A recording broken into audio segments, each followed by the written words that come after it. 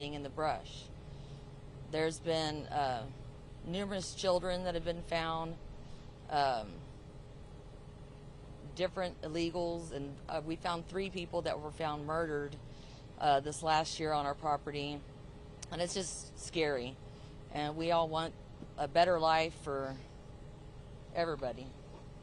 Thank you. And that little girl? The little girl. The one that raped here? Oh, the one that they found in front of the house? Yeah. She was raped by 12 different men and beaten, left to die. And we were told that we found many, many other ones. The railroad police has, and Border Patrol had also. Thank you.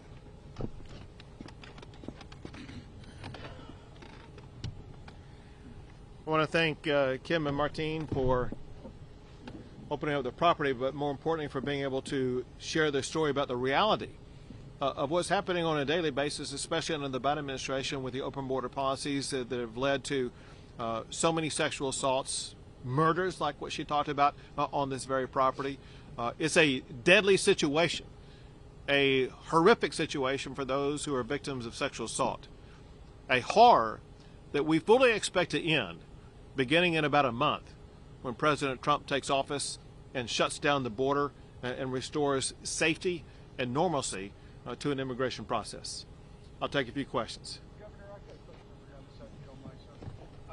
A lot of these efforts and renewed efforts seem to be physical, boots on the ground efforts. At what point do you think, in your role as governor, you can help affect actual policy out of Washington that comes in the way of law from the highest order? So what Americans expect and what I want to ensure we deliver is making sure that we do accomplish one task first, and that is to stop illegal immigration into the United States, and my job is to stop it into the state of Texas. After we accomplish that goal, then we can move on to other goals, and it will be up to the Trump administration and those serving in Washington, D.C. to figure out a pathway forward. But I don't think any American has any appetite to make reforms in the system until we do 2 things. One is to stop the illegal immigration and show we're going to be able to continue stopping it so that the only immigration that occurs is legal immigration. Governor, you said last month that preparations were underway. You were with Tom Homan to have the necessary changes go into effect on day 1. Can you give specific examples of what changes are going to be made and what you're doing in preparing for that? Maybe the collaboration between the federal agencies and DPS and National Guard. We haven't had any specific examples of what will change. So obviously, I don't have the ability to share with you precisely what the Trump administration is talking about. I can give you some top-level things that Tom Homan, the border czar, has talked about, and that is deportations will begin on day 1. And one preparation for that is they need more ICE agents. They need more Border Patrol agents, and they will be working to administer those, but also to unleash Border Patrol agents as well as ICE agents to do their jobs. Very importantly, over the past 4 years, ICE and Border Patrol agents have been hindered in doing their job. Part of that doing that job is using the ICE agents to locate those who need to be deported and deport them. So you can expect and I expect deportations to be occurring very early in this administration. Second, I'm not even done answering this question yet. Second, there will be a massive expansion of border barriers put up. One thing that President Trump wants to achieve, that Tom Homan wants to achieve, and we must achieve in Texas, and that is to maintain the resistance. Remember this. This is a point that I made to and about President Biden repeatedly. There were 3 laws that predated even George W. Bush. A law that requires the president to deny illegal entry, a law that requires the president to detain anybody who does enter illegally, and a law that requires the president to build border barriers. Bush and Obama and Trump did all 3 of those. Biden did none of those 3. What Trump will do, he now knows exactly how to execute these duties in office. And from day 1, he will execute all 3 of those duties. This guy, hold a second. This guy has had a question. I'll come back to you. Hold. The guy in below, did you have a question? Say it again. Do you think the family separation is okay for the country? So I'll tell you what Tom Homan said. Tom Homan said, listen, there's no need for family separations because if there's a person in the family who is in the United States illegally, the Trump administration will deport them. And it's the family that gets to choose. The family gets to choose, are they going to remain together and all go back together? Or is the family going to make the decision that the family will have a separation of the family? That's a family choice, not a choice by the Trump administration. Governor, we've seen the deterrence that you've had in the water, billboards now, but is Texas, and are you getting the legislature and the state ready to basically almost shoulder the burden of what seems to be a deportation movement that goes through Texas? Do you think Texas is going to be carrying most of this weight? Are we going to have most of the burden of it? So Texas has, and we will continue to do whatever it takes to make sure that we gain control of the illegal immigration that's taking place in the state of Texas, and that means working hand in hand with the Trump administration to assist them in making sure that we close the border, secure the border, and aid them in the deportation process. I'm not asking you to tip your hand, but can you tell us from some of these high levels if Texas is going to be the main player? Because there's Democratic governors in California, in Arizona, in New Mexico, but then you come to Texas, which has the biggest border, and it's a Republican governor, which is in lockdown. Well, obviously because of the size of the state of Texas, because it's the most southern border state, we have 2/3 of the entire mileage between the United States and Mexico is the state of Texas.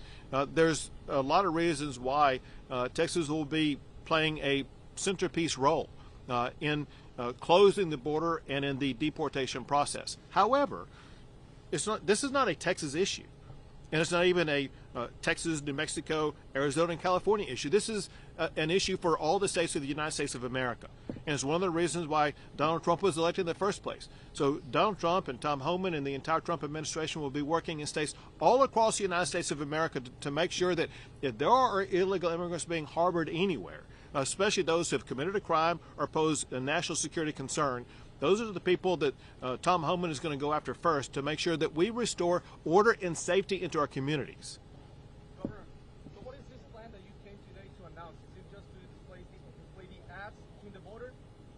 Or what's the new plan? The new plan is a deterrent to people who may be on their way to come across the border. Listen, there have been many stories and things that we're monitoring where in the last month before Donald Trump becomes the president, there are many people who may make a last gasp effort to try to cross the border. And our goal right now immediately is not only to discourage them from coming, but to help them understand the consequences when they come. The consequences are that the people coming here, they could be raped, they could be assaulted, they could be killed.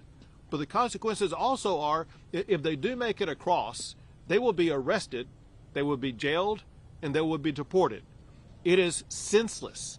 It is futile for people to try to continue the trek to the United States of America, and especially to the state of Texas, and enter illegally, because you will face bad consequences along the way. And our goal is to stop people in their tracks where they are right now and have them stop making any further trek toward Texas or the United States of America. We have time for two more, guys.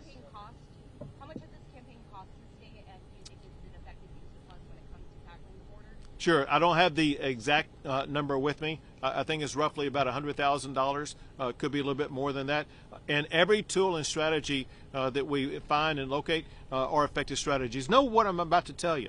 And that is there are a lot of organizations and people who are providing a contrary narrative to what we are saying today.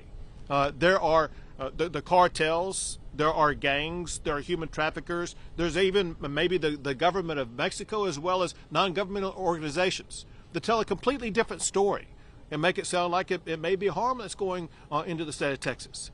And we are trying to provide a pushback against that narrative and provide reality facts for immigrants thinking about coming here to save their lives, to save them from sexual assault, save them from being arrested, and let them know there are consequences if they take any further steps to come to the state of Texas. Last question. Governor, you mentioned border bollards expansion. Does Texas intend to continue building its border wall? And secondly, yesterday your land commissioner, John Buckingham, offered Texas land to store some of the bollards to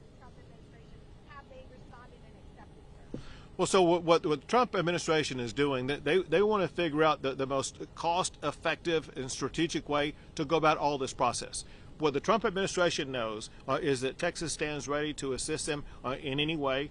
They know that we have the capability of building the wall maybe faster and cheaper than what they're able to do. We'd be more than happy to build the wall, assuming the federal government pays for it.